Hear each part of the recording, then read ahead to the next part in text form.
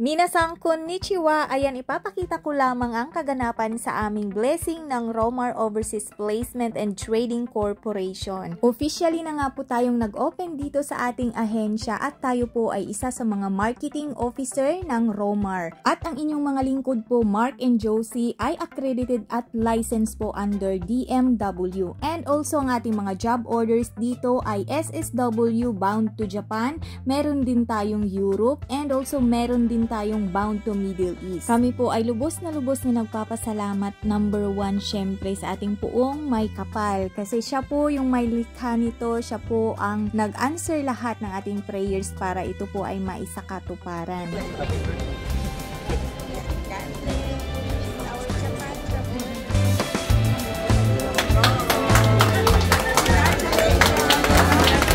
And after nga po ng ribbon cutting ng ating mga big boss, nandyan po pinakita ko yung mga rooms.